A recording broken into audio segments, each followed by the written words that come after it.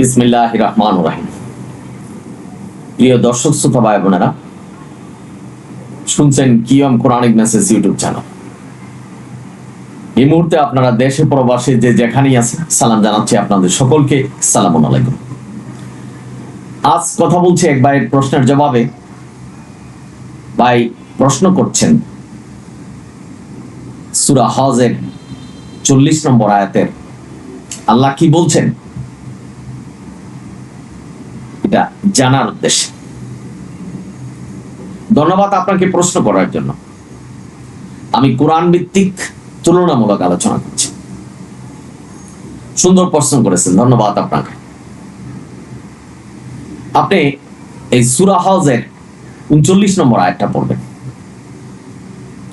এখানে বলা হয়েছে আল্লাহ যুদ্ধ করার আদেশ দিয়েছে। কি কারণে? এবার আয়াত 40, যে মুসলমানরা ক্ষতিগ্রস্ত হয়েছে কি কারণে? তারা বলেছিলেন শুধু যে আমাদের রব হলো আল্লাহ, এটাই ছিল অপরাধ, যার জন্য তারা ঘর বাড়ি থেকে উচ্ছেদ হয়েছে। আল্লাহ যুদ্ধ করার নির্দেশ দিয়েছে। আবার আল্লাহ এখানে দেখেন এক দলকে অপর দল দ্বারা প্রতিহত করেছেন। এটাও আল্লাহর একটা শান্তি কল্যাণ। এটা যদি না করতেন তাহলে এই খ্রিস্টানদের ধর্মাসনালয় এবং অন্যান্য ধর্মাবলী যারা আছেন তাদের উপাসনালয় ধ্বংস হয়ে যেত এবং মসজিদও ধ্বংস হয়ে যেত। মানে মারামারি খুনাখুনি হতো, এক দল দিয়ে যদি অন্য দলকে আল্লাহ প্রতিহত না করতেন। এখানে আল্লাহ সুস্পষ্ট বলছেন যে কাফেররা বেঁচে থাকবে, তাদেরকে যারা আমাদেরকে মারতে আসে না, আমাদেরকে হত্যা করতে আসে না, তারাও দুনিয়াতে থাকবে। যেমন রাত্র আছে তাই দিনকে আমরা এতটা পছন্দ করি। রাত্র আছে, দিনকে আমরা বুঝতে পারি। এখন যদি রাত্র না থাকতো তাহলে দিনকে বুঝতে পারতাম না যে দিনটা কিরকম। বাবারা, আপনারা যারা শুনছেন, সুতরাং আল্লাহ চাচ্ছেন যে যারা অমুসলিম আছে তারাও দুনিয়াতে থাকবে, তাদেরকে মেরে পৃথিবী থেকে বিচ্ছিন্ন করে দেওয়ার কোনো হুকুম কোরআন দেয়নি।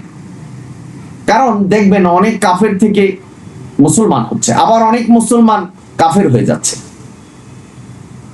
ভাই বোনেরা, এই যে পরীক্ষা, আমরা মুসলমান ঘরে জন্মগ্রহণ করে অনেকে নাস্তিক হচ্ছে, অনেকে আবার ভিন্ন ধর্ম পালন করছেন, তাই না? ভাই বোনেরা, আপনারা যারা শুনছেন, সুতরাং এই যে আল্লাহর যে হুকুম, এই প্রতিটা হুকুমই আমাদের ধরতে হবে এটা কল্যাণ, শান্তি। আমি ধর্মযুদ্ধের কথা বলছি। সালামুন আলা মুহাম্মদরা ধর্মযুদ্ধ করেছেন। কতিপয় যুদ্ধে মুসলমানরা জয়ী হয়েছে, বেশিরভাগ যুদ্ধে কাফেররা জয়ী হয়েছে। এখানে কল্যাণ রেখেছে আল্লাহ। আল্লাহ ইচ্ছা করলে মুসলমানদের সমস্ত যুদ্ধে জয় দিতে পারতেন। বাবারা, আপনারা যারা শুনছেন, এই যুদ্ধে দেখবেন বড় বড় আবু সুফিয়ান, তারপরে হিন্দা, আবু সুফিয়ানের স্ত্রী এবং আরো যারা ওয়াসি নবীর চাচা হানজাকে মেরেছিলেন, তারাও কিন্তু শেষ পর্যন্ত মুসলমান হয়েছিলেন, তাই না? সুতরাং তাদেরকে যদি ধ্বংস করে দেওয়া হতো তাহলে তারা কিন্তু মুসলমানে আসতে পারত না, বুঝতে পারতেন না। কারণ আল্লাহ আমাদের ভিতরের অন্তরের খবর জানে, কে কখন কি হবে। সুতরাং আল্লাহ যদি এক দল দিয়া আরেক দলকে প্রতিহত না করত, তাহলে মারামারি করে মসজিদ, মন্দির, এই খ্রিস্টানদের গির্জা সবকিছু ধ্বংস হয়ে যেত, মানুষ মারামারিতে লিপ্ত হতো। একজনের চেয়ে অন্যজন বড়। দেশের দিক দিয়ে দেখেন, আমেরিকা আর বাংলাদেশ, কোথায় বাংলাদেশ কোথায় আমেরিকা, তাই না? বাংলাদেশের মুসলিমীয় মানুষ মুসলমান, কিন্তু আমেরিকার ভয় পাচ্ছে রাষ্ট্রীয়গতভাবে। তাদের কাছে কর দিতে হচ্ছে, ট্যাক্স দিতে হচ্ছে, এই ডলার চলতেছে, ট্যাক্স দিতে হচ্ছে, এবং ইন্টারন্যাশনাল যে ল আছে সেগুলি পালন করতে হচ্ছে। এটাই বলা হচ্ছে যে আপনি বুঝবেন যে বাংলাদেশ নাইলে অরাজকতা হতো। হিউম্যান রাইটস এর ব্যাপারে আমেরিকা কিন্তু দেখছে, তাই না? না হয় বাংলাদেশ সরকার হোক বা যে কোনো দেশের সরকার হোক, অবাধে তাদের মতো করে বিচার আচার করতেন, মানুষকে গুলি করে হত্যা করতেন। কারণ এগুলি এখন পারছে না, কারণ দেশের উপরে দেশ আছে, আইনের উপরে আইন আছে। ভাই বোনেরা, আপনারা একটা অরাজকতার সৃষ্টি হতো। ঠিক তদ্রুপ আল্লাহ যদি মুসলমানদের দিয়ে সমস্ত কাফেরদেরকে হত্যা করা হয়, তাহলে তো হতো না ভাই। কারণ দেখবেন এই বাস্তবে যে কাফেরদের দেশে যাই আমাদের অনেক ছেলে মেয়েরা কাজ করছেন, ওইখান থেকে উপার্জন করছে। অনেক আমেরিকা, কানাডা, ইউরোপ ইউনিয়ন আমাদের এই দরিদ্র দেশকে সাহায্য করছে। এগুলি কিন্তু আমাদের মোল্লারা অনেকেই এইসব ব্যাপার চিন্তা করে না। ইসলাম হলো শান্তির ধর্ম। তারা যদি আমাদেরকে হত্যা করতে না আসে, তাহলে আমরা যুদ্ধ করব কেন? এই কথাটাই কিন্তু আল্লাহ এখানে বলছেন, যে এক দল দিয়ে অন্য দলকে প্রতিহত করছে। ভাই বোনেরা, আমরা, আপনাদের মনে হয়তো প্রশ্ন জাগতে পারে, তারা কাফের, তো তাদের সাথে আমাদের সমঝোতা কিসের? তাদেরকে আমরা ভয় পাবো কেন? তাহলেই বিশৃঙ্খলার সৃষ্টি হয়ে যাবে। এই যে আমাদের দেশে গার্মেন্টস ফ্যাক্টরি চলছে, এই আমাদের দেশে কয়টা কাপড় ব্যবহৃত হয়?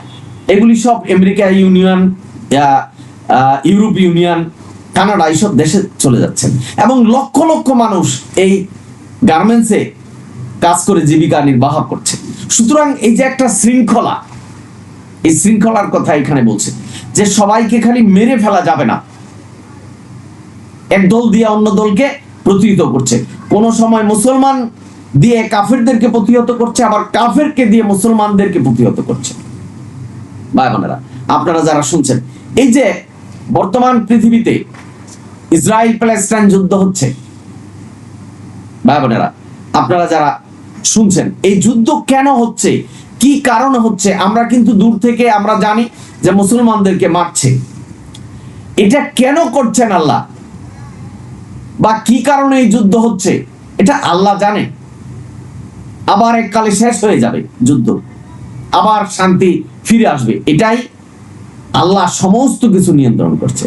আল্লাহ এই সূরা হজের 40 নম্বর আয়াতে বলছেন, আল্লাহ তাদেরকে সাহায্য করে যারা নিজেকে সাহায্য করে। এবং আপনাদের মনে প্রশ্ন জাগতে পারে যে নিজেকে আমরা সাহায্য করব কিভাবে? কারণ আমাদের ভিতরে যে আত্মা আছে, যেই পার্টস আছে আমাদের ভিতরে, যে ফাংশনিং হচ্ছে, এই ব্যাপার নিয়ে কিন্তু আমরা কিছুই জানি না। এগুলি সব আল্লাহ নিয়ন্ত্রণ করছে।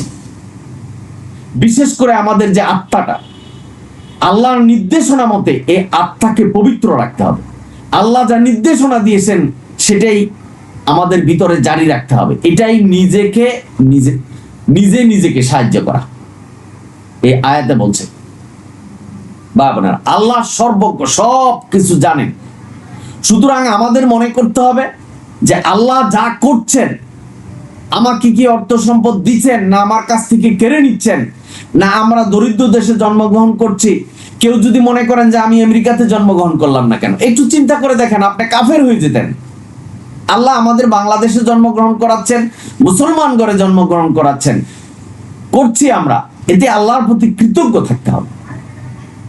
একটু চোখটা বুঝে কল্পনা করেন যে বাংলাদেশে একটা দরিদ্র ফ্যামিলিতে মুসলমান ঘরে জন্ম হয়েছে, আমরা কোরআন, নবী এবং তার আল্লাহর হুকুম বিধান সম্পর্কে আমরা জ্ঞাত। কতটা সৌভাগ্য আমাদের।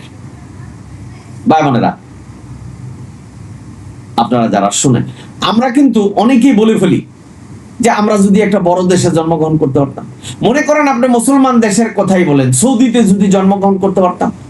সৌদিতে সব মানুষ কিন্তু ইসলাম ধর্মে দীক্ষিত নয়। তাদের যে অপরাধ আপনারা পেপার পত্রিকায় পড়তে পারবেন, তাদের চেয়ে অনেক কম অপরাধ বাংলাদেশের মানুষ করছে, বা এই দক্ষিণ এশিয়ার মানুষ করছে। বা বোনেরা, আপনারা যারা শুনছেন, এখানে আল্লাহ এই কথাই বলছেন, এক দল দিয়ে অন্য দলকে প্রতিহত করছে, মানে একটা প্রেসারের মধ্যে আছে। আমেরিকার প্রেসার যদি বাংলাদেশের মধ্যে না থাকতো, তাহলে অরাজকতার সৃষ্টি হতো। দেশের, আমি বাংলাদেশের কথা বলছি না, যে কোনো দেশেরই প্রধানমন্ত্রী হোক, তারা তাদের ইচ্ছা মতো দেশ চালাতো, ইন্টারন্যাশনাল কোনো ল থাকতো না। ভাই বোনেরা, যেমন হিউম্যান রাইটস এর ব্যাপারে আমেরিকান কথা বলে, তাই না? সুতরাং আমরা ইচ্ছা করলে কিন্তু পারমাণবিক বোমা তৈরি করতে পারবো না। কেন? কারণ একটা ভিক্ষুকের হাতে যদি পিস্তল দেখেন, আপনি নিজেও বলবেন, এই তুমি পিস্তল দিয়ে কি করো, তোমার তো পিস্তলের প্রয়োজন নেই। ঠিক বাংলাদেশ যদি বা আরো দরিদ্র ভুটান, পাকিস্তানের আছে এই পারমাণবিক অস্ত্র তৈরি করার ইচ্ছা করে, তাহলে ইন্টারন্যাশনালি এটা বাধা আসবে, কারণ আমরা এটার উপযুক্ত নই। ঠিক তদ্রুপ এটাই বলছেন, এক দেশ দিয়ে অন্য দেশকে বাধা দিচ্ছে, মানে একটা প্রেসারে থাকে। আল্লাহ ঠিক এখানে একই কথা বলছেন, যে একদল দিয়ে অন্য দলকে প্রতিহত করছেন। না হলে এই মসজিদ, মন্দির, আরো যে ধর্মাবলীর মানুষের উপাসনালয় আছে, সেগুলি ধ্বংস হয়ে যেত, মানুষ মারামারি কাটাকাটি করে ধ্বংস করে দিতেন। ভাই বোনেরা, আপনারা যারা শুনতেন, এটা হলো আল্লাহ এই কথা এখানে বলছেন। আশা করি বুঝতে পারছেন। সুতরাং আল্লাহ সবকিছু জানেন। ঘটনা হলো আমাদের নিজেকে সাহায্য করতে হবে। আল্লাহ তাকেই সাহায্য করে যে নিজেকে সাহায্য করে। অর্থাৎ আমার আত্মাকে যদি আমি পবিত্র রাখি, আল্লাহ তাকে সাহায্য করবেন, এই কথাই বলছেন। আশা করি বুঝতে পেরেছেন। এটা কোনো মুহকাম আয়াত নয় যে এখানে কোনো নির্দেশনা নেই যে এটা পালন করতে হবে, এটা এমন করতে। আপনি জানছেন যথেষ্ট, আপনি আল্লাহ কি বলছেন এটা জানলেন। আশা করি বুঝতে পেরেছেন। বিশেষ করে যে ভাই প্রশ্ন করলেন, তারপরেও যদি বুঝার কোনো অসুবিধা হয়, আমাকে আবার প্রশ্ন করবেন। আমি চেষ্টা করছি আপনাদের কোরআনের সঠিক ধারণাটা দেওয়ার জন্য। আমি কিন্তু তুলনামূলক আলোচনা করি, আমাদের মোল্লারা কি বলছেন আর কোরআন কি বলছেন। ভাই বোনেরা, অনেকে পছন্দ করছেন না, আবার অনেকে ভালো বলছেন। আমি সকলকেই ধন্যবাদ জানাচ্ছি। ভাই বোনেরা, আপনারা যারা এই মুহূর্তে শুনছেন, সুতরাং আশা করি বুঝতে পেরেছেন। আপনাদের সকলকে ধন্যবাদ। যদি ভিডিও ভালো লাগে, সাবস্ক্রাইব এবং শেয়ার করবেন। আলহামদুলিল্লাহি রাব্বিল আলামিন। সালামুন আলাইকুম।